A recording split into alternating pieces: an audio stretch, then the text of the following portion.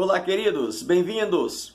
Hoje nós vamos comentar um pouco sobre Mateus capítulo 14 e capítulo 15. Um assunto muito interessante, conhecido, creio que de muitos, que é Jesus multiplica pães e peixes e também anda por sobre as águas do mar.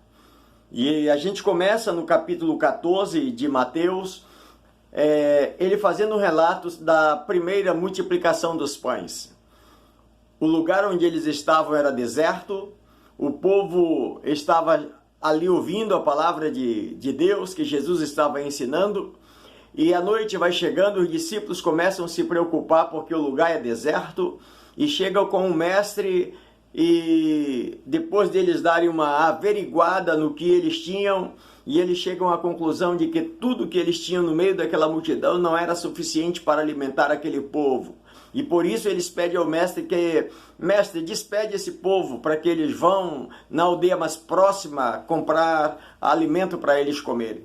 Jesus faz um desafio aos discípulos dizendo, vocês mesmos devem organizar e dar comida para eles. Mas os discípulos já tinham dado uma olhada e o que eles tinham era insuficiente, eles se sentiram incapazes de sustentar aquele povo, porque a Bíblia diz que tinha aproximadamente 5.000 homens, além das mulheres e crianças.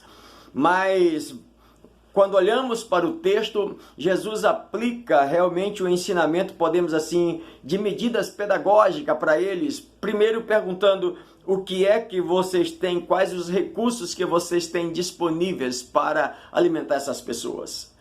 E nós vamos ver em segundo lugar, é importante muitas vezes quando nós nos encontramos nessas situações, colocarmos o pouco que nós temos diante do Senhor. E os discípulos o fazem isso, Senhor, o que nós temos é isso aqui, é insuficientemente, não dá para resolver o problema. Mas eles colocam diante de Deus. E em terceiro lugar, nós vamos observar que mesmo quando nós nos sentimos desta forma incapazes, nós precisamos nos organizar. Por isso que Jesus usa o ensinamento que nós temos, é quase um ensinamento pedagógico mesmo para nós. Organiza as coisas, então vamos organizar. E aí Jesus manda agora que organize o povo. E Jesus pega então esses pães e em quarto lugar ele ora, pega os pães em suas mãos, os peixes, ora, o milagre acontece. Mas quando o milagre acontece, sabe de uma coisa? Jesus chama os discípulos e diz, agora vocês distribuam. Ou seja, o milagre tinha acontecido, mas estava agora na mão dos discípulos para fazer a distribuição do milagre.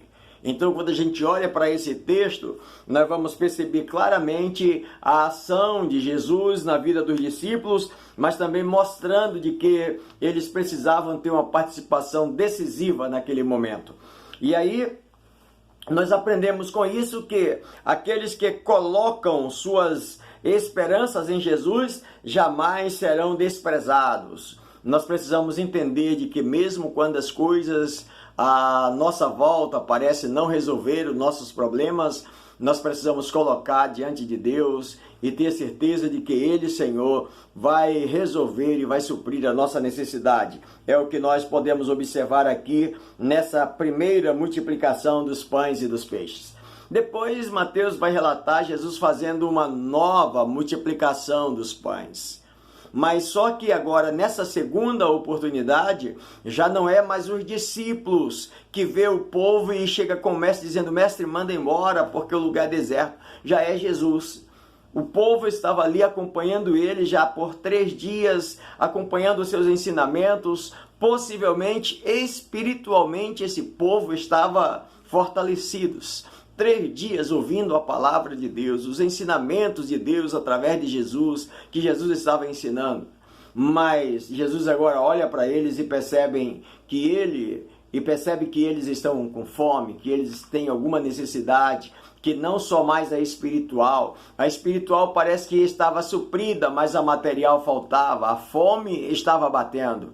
E Jesus agora olha com um olhar de compaixão e também novamente já pede aos discípulos que organize o povo, porque ele vai também fazer uma segunda multiplicação para alimentar todas aquelas pessoas presentes.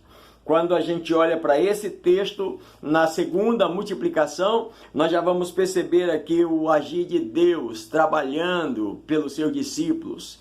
E depois dessa segunda multiplicação, Jesus olhando, vendo essa necessidade, a Bíblia diz que Mateus relata que Jesus ordena aos discípulos que entrem no barco e vá para outra margem do lago.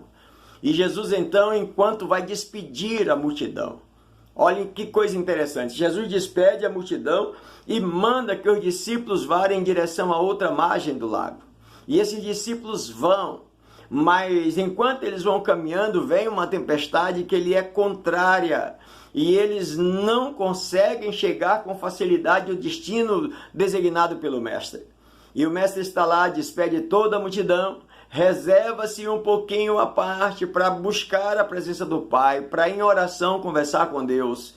E esse momento interessante, a gente observa Jesus orando, e vale ressaltar uma coisa, enquanto ele estava orando, mas a sua mente, a sua preocupação e o seu olhar estava lá, onde os discípulos estavam, lá no meio do mar, sem conseguir chegar ao destino. Jesus estava se fortalecendo na oração, mas ao mesmo tempo preocupado com o destino dos discípulos.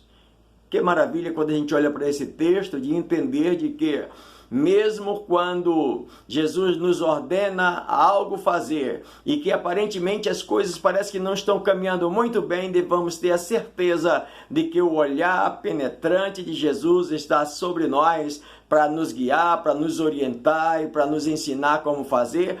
E aí, quando eles estão em apuros, já na quarta vigília da noite, já sem saber, mas talvez desesperançosos, o Mestre resolve então andar por sobre as águas para vir lhe trazer o recurso, para vir lhe trazer o socorro.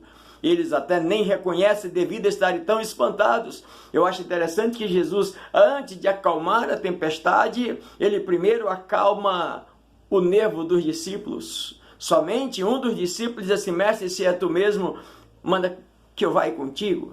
E Pedro vai, o Senhor disse: vem aqui comigo. Pedro vai, anda até próximo de Jesus, mas quando ele olha para as dificuldades, ele começa a afundar e pede socorro, e o Senhor novamente o socorre, entra no barco, e agora faz-se uma grande bonança.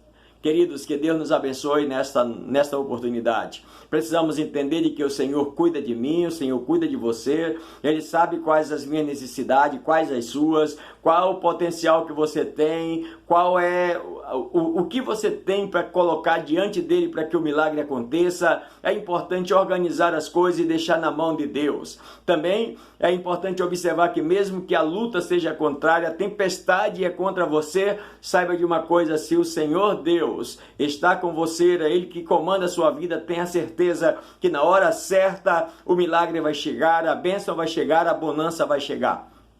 E mesmo que pareça que você vai sucumbir, não esqueça, Ele conhece, Ele está aí, Ele está pronto para te ajudar. Deus te abençoe, um bom comentário para você. Leia capítulo 14 e 15 de Mateus e até a próxima, se Deus nos permitir. Até lá, se Deus quiser.